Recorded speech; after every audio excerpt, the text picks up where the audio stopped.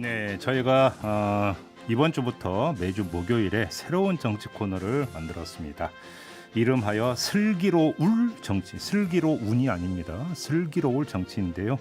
그 주인공은 바로 더불어민주당의 윤건영 의원입니다. 스튜디오로 직접 모셨는데요. 어서 오세요, 의원님. 네, 안녕하세요. 윤건영입니다. 저희가 코너명을 정할 때 사실은 의원님이 강하게 밀고 있는 슬기로울이라고 하는 표현을 가져와서 코너명을 정했는데 네, 왜 슬기로운이 아니라 울입니까?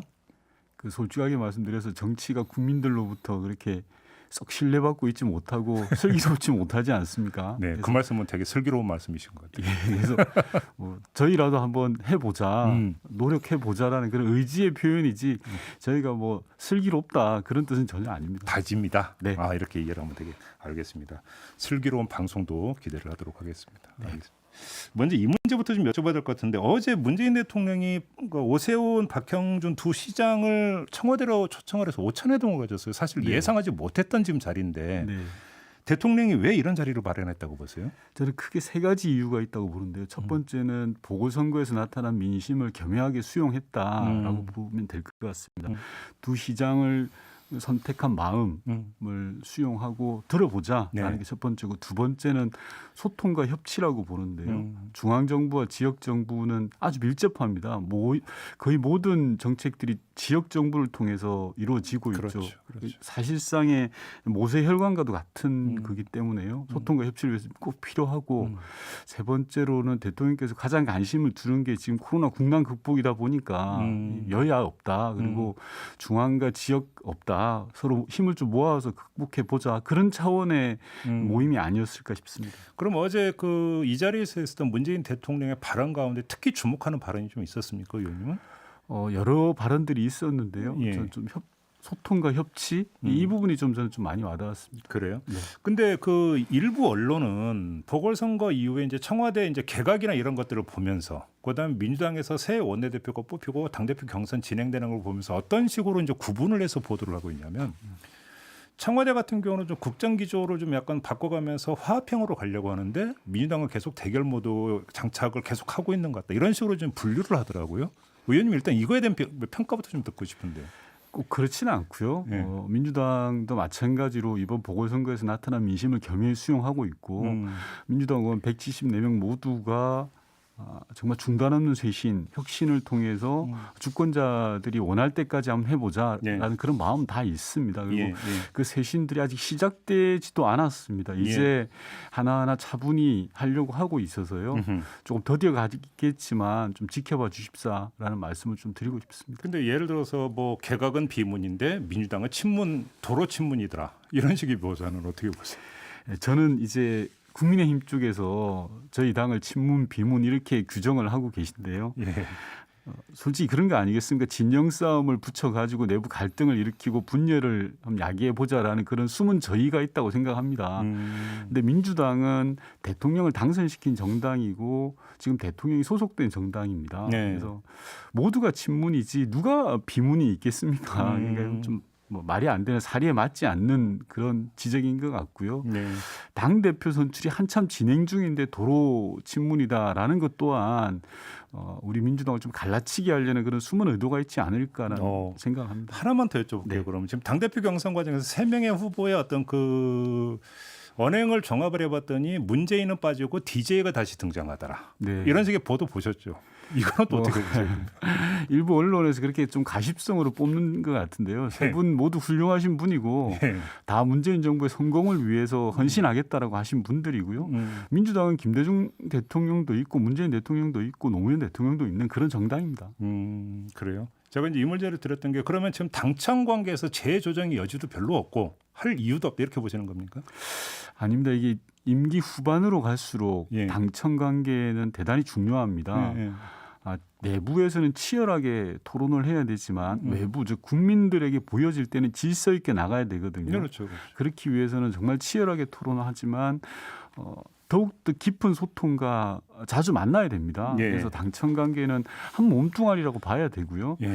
흔히 차별화라는 용어를 통해서 임기 말에 보면 뭐 대통령과의 거리두기, 흔들기 이런 게 보여지지 않습니까? 근데 국민들이 이거 싫어하거든요. 예. 내부에서 서로 총질하고 싸우는 모습 보기 싫어하고 앞서 말씀드린 것처럼 질서 있게 문제를 해결해 가는 것.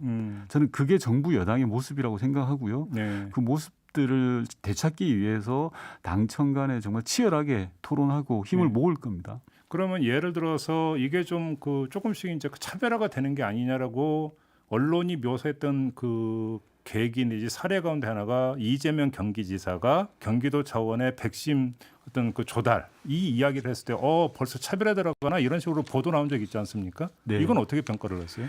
백신이야말로 국민의 안전과 관련된 문제이기 때문에요. 이러저러한 좋은 의견, 좋은 아이디어가 있으면 다 수렴해야 되는 거죠. 그래서 그걸 저는 차별화라고 그렇게 보지 않습니다. 그건 차별화는 아니다. 거긴 뭐 나중에 보니까 지금 뭐 그 스푸트니크인가 그 얘기를 네, 하고 네, 또 뭐 러시아. 문재인 대통령도 그 검토를 지시했다 또 이런 보도가 있더라고요. 일부 언론의 보도고요. 아직 확인된 건 아니고 아직 확인된 건 네. 아니고 그런 점에서 지금 입장차가 나타나고 있다고는 볼 수가 없다라는 말씀이시고. 네, 그렇습니다. 근데 아까 제가 그 어제 청와대 오찬회동에서 문재인 대통령의 발언에 주목해서 질문을 드렸던 이유가 이래서 두 시장이 야당 소속의 두 시장이 사면 문제라든지 재건축 뭔가 완화 문제라든지 뭐 백신 문제 이런 것들을 제기를 했는데 그거에 대해서 이제 물론 공개된 범위 안에서이긴 하지만 문재인 대통령의 답변을 보면은 이전의 국정 기조에서 변한 게 거의 없던 것 같더라고요. 그러니까 이게 지금 예를 들어서 어떤 뭐 그 청와대가 쇄신 모드로 장착 이렇게 볼 수 있느냐라는 것이죠. 아마 그 내용의 모든 것들을 공개하진 않았을 것 같고요. 물론 그랬겠죠. 그런데 사면 관련해서도 문재인 대통령은 원칙적인 말씀을 하셨습니다. 두 분 전직 대통령이 지금 뭐 감옥에 계신 건 참 안 됐죠. 국가적으로 보면. 하지만 중요한 것은 국민적 공감대가 있어야 된다라는 거지 않습니까? 그런 엄청난 비위 행위에 대한 사면을 논할 때는 그런 문제들을 지적을 하신 거고요. 좀 하나 아쉬웠던 건 선거 직후에 곧바로 사면론을 꺼내는 게 맞냐라는 게 좀 아쉽고요. 왜냐하면 지금 국민의힘에서는 몇몇 분들은 무죄다라는 주장도 하고 계시지 않습니까? 그래서 그런 부분들이 국민적 공감대를 만들어 가는데 여러 장애 요인이 되고 있고 선거 직후에 그렇게 성급하게 꺼낼 일인가라는 아쉬움이 들죠. 부동산 관련해서도 저는 그렇게 생각합니다. 대통령께서는 좀 정확하게 현상을 짚었다고 보는데요. 이 부동산이라는 게 용방광의 싸움이지 않습니까? 솔직하게 말씀드려서 자기 집은 올랐으면 좋겠지만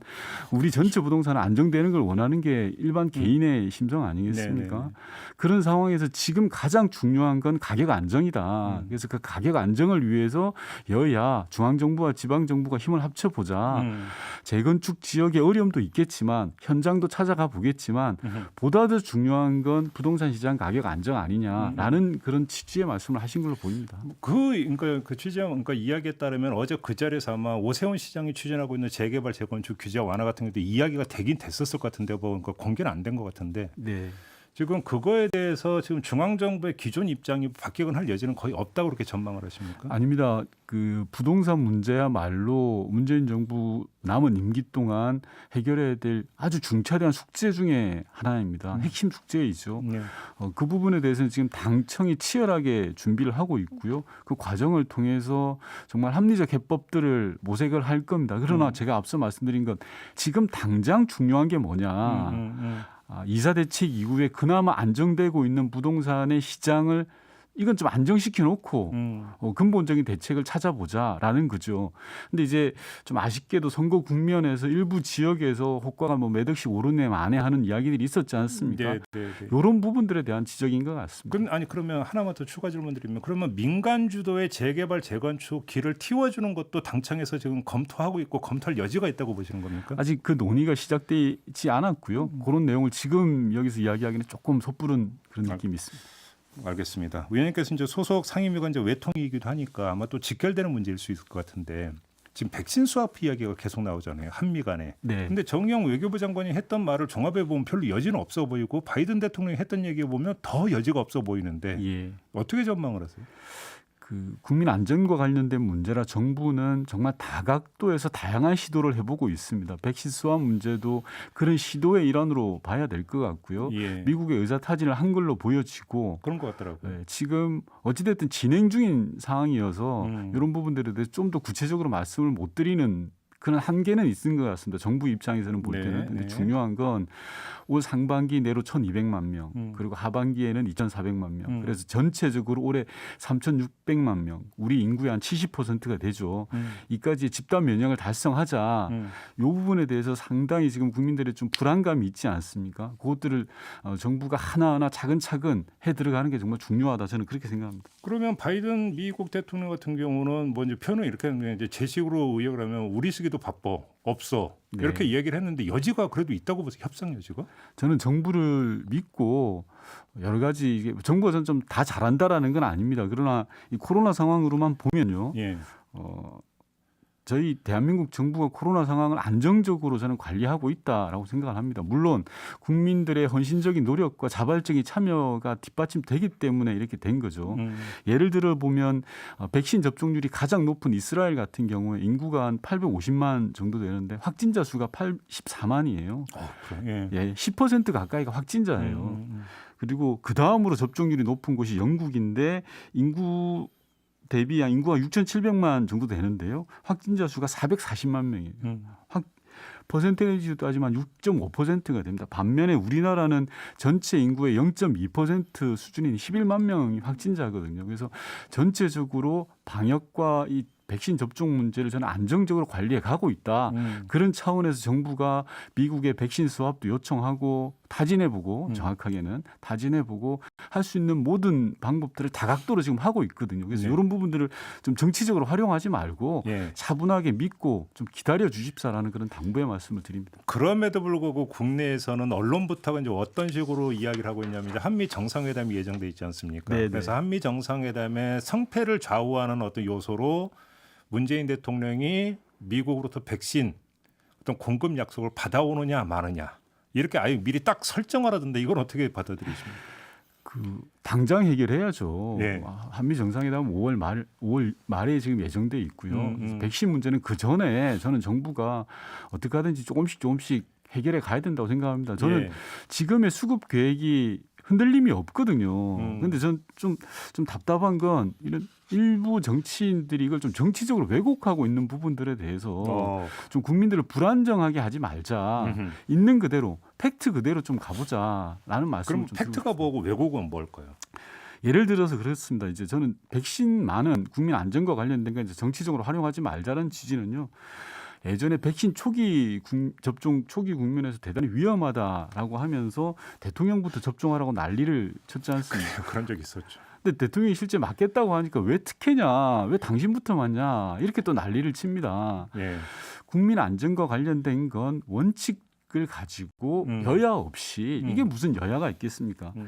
얼마 전에 불과 엊그저께 일어났던 일인데요. 집단 면역이 6년 이상 걸린다고 공개적으로 가짜 뉴스도 나왔습니다. 네. 이 다른 나라에서 보면 좀 웃길 일이지 않습니까? 그리고 또 어느 분께서는 일본은 백신을 구했는데 왜 우리는 못 구하냐?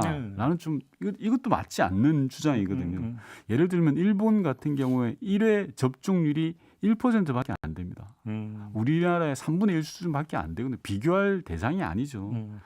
그리고 저는 코로나 전국에서 가장 중요한 수치는 사망자 숫자라고 생각합니다. 왜냐하면 국가는 국민의 생명과 안전을 지켜야 될 의무가 있거든요. 그렇죠. 그런데 인구 100만 명 기준으로 봤을 때 사망자 숫자를 보면요. 백신 접종률이 가장 높다고 하는 미국 같은 경우에 1,700여 명이 사망을 했습니다. 100만 명 기준으로. 영국은 1,876명이고요. 이스라엘은 725명입니다. 우리는 34명입니다. 물론 이 34명 잘했다 이런 게 아닙니다. 모든 걸 잘했다라고 이야기하는 게 아니라 나름 방역과 백신 접종을 안정적으로 관리해 가고 있다. 더뎌 가지만 국민들께서는 이제 문재인 정부 좀 믿어 보셔라.